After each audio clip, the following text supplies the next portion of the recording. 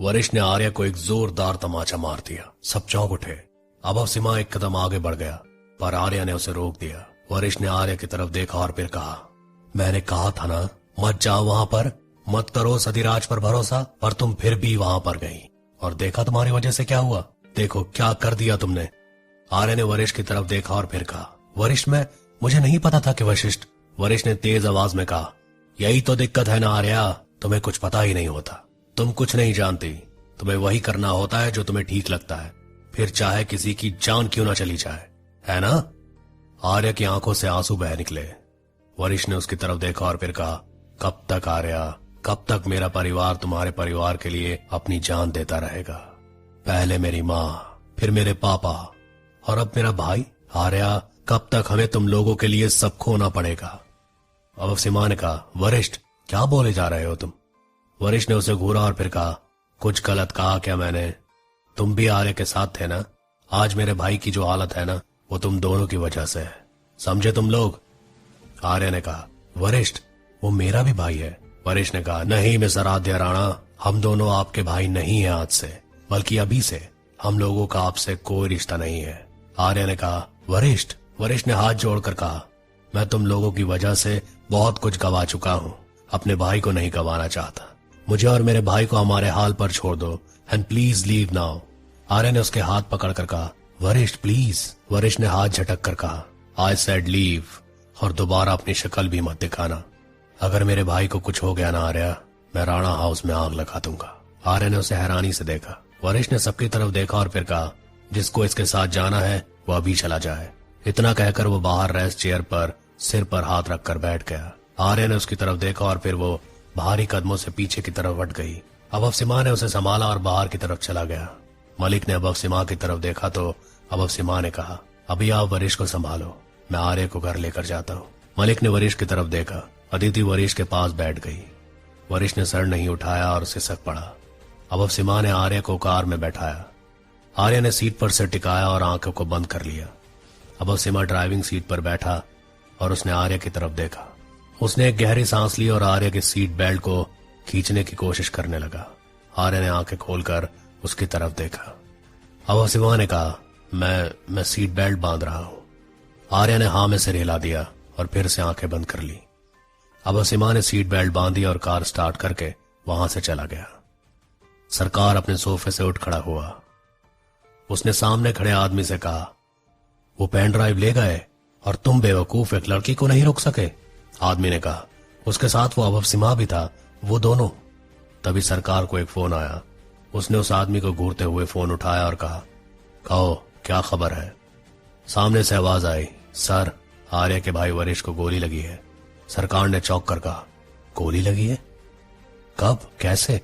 उस आदमी ने कहा, आज रात ही, और दूसरे भाई ने आर्या को हॉस्पिटल से निकाल दिया। सरकार हैरान हो गया। उसने कहा, खबर पक्की है ना? उस आदमी ने कहा, हाँ सर, उसने सबके सामने आर्या को तमाचा मारा है। सरकार ने कहा, ठीक है, तुम नजर बनाए रखो। सरकार ने इतना कहकर फोन काट दिया। फिर उसने मुस्कुराकर कहा, आर्या, तुम केस तो जीत जाओगी, पर तुम्हारी सबसे बड़ी ताकत तुम्हारे भाई, उन्हें तुम हार जाओगी। इतना कहकर उसने उस आदमी से कहा, कार निकालो जल्दी। उस आदमी ने सिर हिला दिया और बाहर चला गया। आधी रात सोया पड़ा था कि अचानक उसका फोन बज उठा। उसने बिना आंखें खोले ही फोन को टटोला और फिर फोन को पिक करके आधी नींद में कहा, हेलो। सामने से उसके आदमी की आवाज आई, सर वरिष्ठ को गोली लगी है। अधिराज झटके से उठ खड़ा हुआ। उसकी सारी नींद गायब हो गई। उसने एकदम से कहा, क्या बकवास कर रहे हो? आर्या कहां पर है? आदमी ने कहा, वशिष्ठ को हॉस्पिटल में एडमिट करवाने के बाद वरिष्ठ और आर्या के बीच झगड़ा हो गया। वरिष्ठ ने उसे हॉस्पिटल से निकाल दिया। वो लोग पेन ड्राइव लेने गए थे, वहीं वशिष्ठ को गोली लगी। अधिराज ने कहा, तो तुम लोग वहां पर क्या कर रहे थे? मैंने कहा था ना कि ख्याल रखना हर चीज का। आदमी ने कहा, हमें भी पता नहीं चला कि गोली किसने चलाई सर। वो लोग सेफली बिल्डिंग से निकल गए थे और सर आपके पापा के आदमियों ने उन्हें खबर दे दी है। अधिराज ने कहा, ठीक है, तुम लोग भी वहीं रहना और नजर बनाए रखो। इतना कहकर उसने फोन काट दिया और सिर पर हाथ रखकर वो बैठ गया। फिर उसने एकदम से चादर हटाई और तेज आवाज में कहा, डैम इट। इतना कहकर वो उठ खड़ा हुआ। अनिकेत सो रहा था। कि अचानक उसके दरवाजे पर जोर से दस्तक हुई। उसने आधी नींद में आंखें खोली, दरवाजा खोला तो वो चौंक उठा। सामने अधिराज खड़ा था। अनिकेत ने कहा, तुम यहां इतनी रात को क्या कर रहे हो? अधिराज ने कहा, लगता है कि आपको कुछ पता नहीं चला अभी तक, इसीलिए आप इतनी गहरी नींद सो रहे थे। अनिकेत ने कहा, क्या पता नहीं चला? अधिराज ने कहा, आपको हॉस्पिटल चलना पड़ेगा मेरे साथ अभी। अनिकेत ने उसे हैरानी से देखा तो अधिराज ने एक गहरी सांस ली। सरकार हॉस्पिटल पहुंच गया। मलिक ने उसकी तरफ हैरानी से देखा और फिर कहा, आप यहां पर क्या कर रहे हैं? सरकार ने कहा, क्या कर रहा हूं मतलब? अरे बच्चे को गोली लगी है और मैं वरिष्ठ से मिलने आया हूं। इतना कहकर उसने मलिक को हटाया और वरिष्ठ के पास चला गया। वरिष्ठ ने सिर उठाकर उसकी तरफ देखा और फिर एक गहरी सांस लेकर अपना सिर झुका लिया। सरकार ने कहा, आई गो, क्या हालत हो गई है एक दिन में। वरिष्ठ ने बिना उसकी तरफ देखे कहा, क्या चाहिए तुम्हें सरकार? सरकार उसके पास बैठ गया और उसने कहा, मैंने तुमसे पहले ही कहा था, अगर तुमने राणा फैमिली का साथ देना जारी रखा तो यही होगा। फिर भी तुमने मेरी बात नहीं सुनी और देखो क्या हो गया तुम्हारे भाई के साथ। वरिष्ठ ने कुछ नहीं कहा। सरकार उसके नजदीक आकर कहने लगा, वैसे मैं एक बात बताऊं? वरिष्ठ ने उसकी तरफ देखा तो सरकार ने कहा, किसी को भी नहीं पता कि गोली किसने चलाई। हमें भी नहीं पता कि गोली चलाने वाला कौन था। वरिष्ठ ने हैरानी से सरकार की तरफ देखा। सरकार ने कहा, इस परिवार का साथ देने का यही अंजाम है? कब कौन दुश्मन बन जाए और कहां हमला कर दे, कुछ नहीं कह सकते। वरिष्ठ उसे देखता रहा। तभी अदिति ने कहा, अनिकेत सर। सबने सामने की तरफ देखा और अधिराज और अनिकेत सामने से आ रहे थे। अनिकेत ने आते ही कहा, वरिष्ठ। वरिष्ठ ने उसकी तरफ देखा और वो उठ खड़ा हुआ। अनिकेत ने सरकार की तरफ देखा और फिर कहा, तुम यहां क्या कर रहे हो? सरकार ने कहा, यह सवाल तो मुझे तुमसे करना चाहिए। अनिकेत ने कहा, तुमने मुझे इन्फॉर्म क्यों नहीं किया इस सब के बारे में? इतना कहकर उसने वरिष्ठ की तरफ देखा और फिर कहा, और तूने भी मुझे कुछ बताना जरूरी नहीं समझा? वरिष्ठ ने कहा, दादा, मैं वशिष्ठ के लिए बहुत परेशान हूं। मैं इस वक्त किसी और चीज के बारे में नहीं सोच सकता। अनिकेत ने कहा, हमें बात करनी चाहिए, है ना? वरिष्ठ ने कहा, दादा, मुझे किसी भी चीज के बारे में बात नहीं करनी है। अनिकेत ने कहा, पर मुझे करनी है, चल मेरे साथ। इतना कहकर अनिकेत उसे अपने साथ ले गया। सरकार ने उन लोगों के जाते ही अधिराज की तरफ देखा और फिर कहा, तुम इसे यहां लेकर आए? अधिराज ने कहा, हां, वैसे आपको उन्हें खुद लेकर आना चाहिए था ना। सरकार ने कुछ नहीं कहा और वो दूसरी तरफ देखने लगा। अधिराज ने सरकार की तरफ देखा और फिर कहा, इस सब में आपका हाथ तो नहीं है ना? अगर वशिष्ठ को कुछ भी हुआ तो आप जानते हैं ना, आर्या सब जलाकर राख कर देगी। सरकार ने एक गहरी सांस ली और फिर कहा, हम में से किसी ने यह नहीं किया। हमें खुद पता नहीं कि गोली किसने चलाई। मुझे तो यह तक नहीं पता कि आर्या उस बिल्डिंग में पहुंची कैसे। अधिराज ने कहा, आप सच कह रहे हैं ना? सरकार ने कहा, तुमसे कुछ छुपाकर क्या मिलेगा मुझे? अधिराज ने कहा, मैं आर्य के पास जा रहा हूं। सरकार ने उसकी तरफ देखा और फिर कहा, क्यों? अधिराज ने एक गहरी सांस ली और फिर कहा, समझने की कोशिश करिए। इस वक्त आर्य का गुस्सा 7वें आसमान पर होगा। हमें पता करना होगा कि वो क्या करने वाली है। अगर उसका दिमाग घूमा ना तो वो सरेआम सबको गोली मार देगी। आप फिलहाल यहीं रहो और यहां सब संभालो। इतना कहकर अधिराज चला गया। सरकार ने अनिकेत और वरिष्ठ की तरफ देखा जो कुछ दूरी पर बात कर रहे थे। सरकार उन दोनों को देखकर मुस्कुरा दिया। अब वो सीमा और आर्य घर पहुंच गए। आर्य ने अभी भी सिर सीट पर टिकाया हुआ था और उसकी आंखें बंद थी। अब सीमा ने उसके सिर पर हाथ रखा और फिर धीरे से कहा, आर्य। आर्य ने आंखें खोलकर उसकी तरफ देखा तो अब सीमा ने कहा, हम घर आ गए। आर्य ने घर की तरफ देखा और फिर एक गहरी सांस ली। उसने सीट बेल्ट निकाली और धीरे से कार का दरवाजा खोलकर वो बाहर निकल गई। अब सीमा भी बाहर आ गया। बाहर गार्ड पूरी मुस्तैदी से खड़े थे। आर्या सिर झुकाकर धीरे धीरे अंदर चली गई। अब सीमा ने एक गहरी सांस ली और फिर कहा, मैं पहली बार आर्य को टूटा हुआ महसूस कर रहा हूं। इतना कहकर वो भी अंदर चला गया। आर्या तस्वीर के आगे खड़ी थी। अब शिवा वहां गया तो उसमें 5 बच्चे थे। नायक और उसके साथ एक औरत खड़ी थी। एक कुर्सी पर राणा साहब बैठे थे और उनके साथ आई साहब थी। पीछे मालिक खड़ा था। एक आदमी एक औरत भी एक कोने में खड़े थे। अब सिम्हा ने कहा, तुम्हारा परिवार? आर्या ने हल्के से कहा, अब बस मैं और बाबा बचे हैं, बाकी सब चले गए। इतना कहकर वो तस्वीर पर हाथ फिराने लगी। आर्या ने कहा, बाबा और आई साहिब, और ये जो नायक के साथ खड़ी है ना, ये छोटी माँ है, वरिष्ठ और वशिष्ठ की माँ। और ये आदमी और औरत, ये बुआ और फूफा जी हैं, अनिकेत दादा के माँ बाबा। ये मैं, वरिष्ठ और वशिष्ठ। ये अनिकेत दादा और ये मेरा अपना भाई आर्द। अब सिम्हा चुपचाप सुनता रहा। आर्या ने कहा, आई साहिब बहुत सख्त थी हम सबको लेकर। आर्द दादा अनिकेत दादा की उम्र के थे। मैं 2 साल की थी और वो 5 साल के।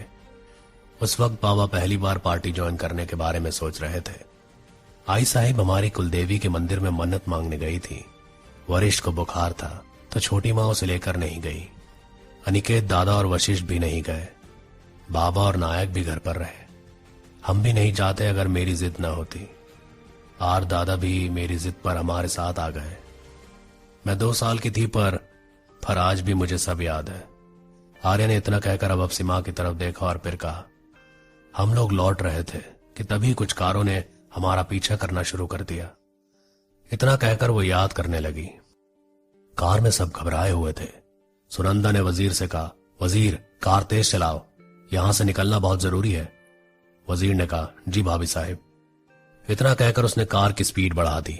थोड़ी देर बाद वजीर ने दूसरा रास्ता लिया तो सुनंदा ने कहा, हम उस तरफ क्यों जा रहे हैं? वजीर ने कहा, हम इस रास्ते के जरिए जंगल वाले रास्ते पहुंच जाएंगे भाभी साहिब, आप चिंता मत करिए। सुनंदा ने पीछे की तरफ देखा। थोड़ी देर बाद उन सबको महसूस हुआ कि कारें उनके पीछे नहीं थी। सबने राहत की सांस ली। अचानक से छोटी मां चिल्ला दी, वजीर संभाल कर। सबने सामने की तरफ देखा तो एक ट्रक ने सामने वाले मोड़ से आकर एक जोर की टक्कर मार दी। कार पलट गई। ट्रक वापस लौटा और उसने एक और टक्कर मार दी। कार खाई के ऊपर जाकर लटक गई। आर्या बाहर की तरफ लटक गई। पर आई साहिब ने आधी बेहोशी में उसे पकड़ा हुआ था। उन्होंने सामने देखा तो वजीर ड्राइविंग सीट से गायब था। आई साहिब ने बाकी सब की तरफ देखा। किसी की भी सांसें नहीं चल रही थी। यहां तक कि उनकी पीठ पर पड़ा हुआ आर्द भी सांस लेता हुआ महसूस नहीं हो रहा था। आई साहिब की आंखों से आंसू बह निकले। उनकी बाजू से निकल रहा खून आर्या के माथे से बह रहे खून से जा मिला था। आर्या की नब्ज उन्हें साफ महसूस हो रही थी। आई साहिब ने कहा, आर्या आंखें खोलो, आर्या मेरी तरफ देखो आर्या।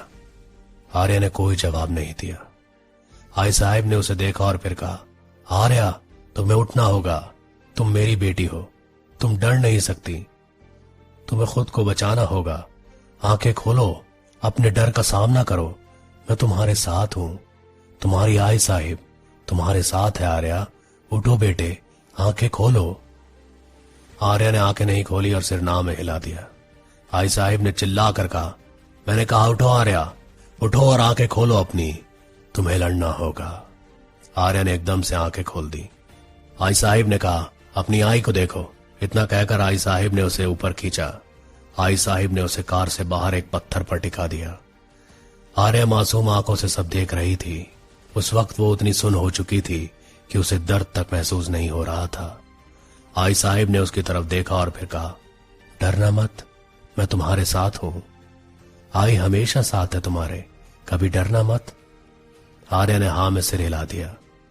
आई साहिब ने बाहर निकलने की कोशिश की मगर तभी कार हिली और सीधी खाई में जा गिरी। आर्या ने एक जोरदार चीख मारी। वो आगे खिसकने लगी पर तभी किसी ने उसे पीछे से आकर पकड़ लिया और उठा लिया। आर्या बेहोश हो गई। आर्या यादों से बाहर आ गई। उसने अब सिम्हा की तरफ देखा।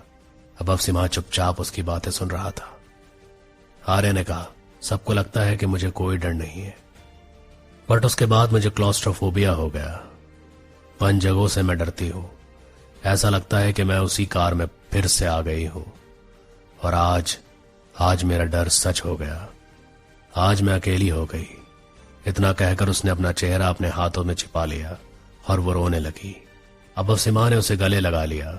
आर्या रोती रही और अब सिम्हा चुपचाप उसके सिर पर हाथ फिराता रहा।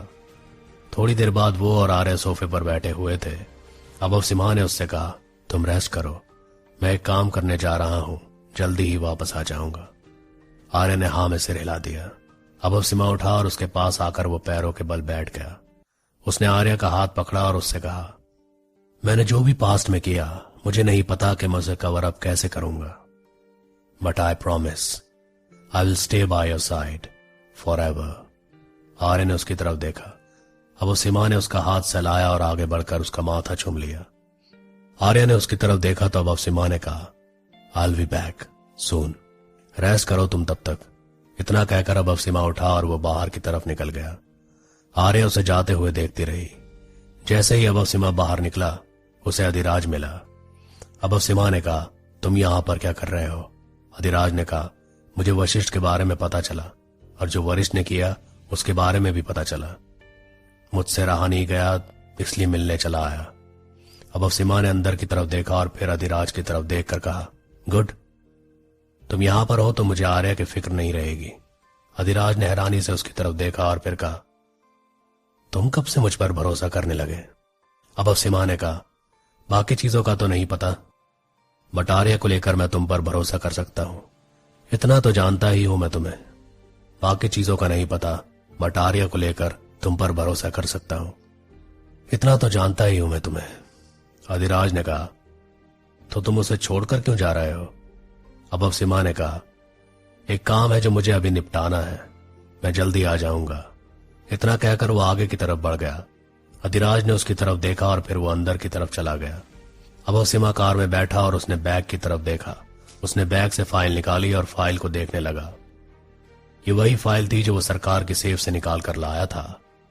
उसने गहरी सांस ली और अपने फोन से फोन किया। थोड़ी देर बाद फोन पिक हुआ। अब सिम्हा ने कहा, हेलो जी, मुझे आपसे मिलना है। हाँ भी जरूरी है, आप मेरे एड्रेस पर आ जाइए, बात बहुत जरूरी है। इतना कहकर उसने फोन काट दिया। फिर उसने कुछ सोचा और कार आगे बढ़ा दी। अधिराज अंदर पहुंच गया।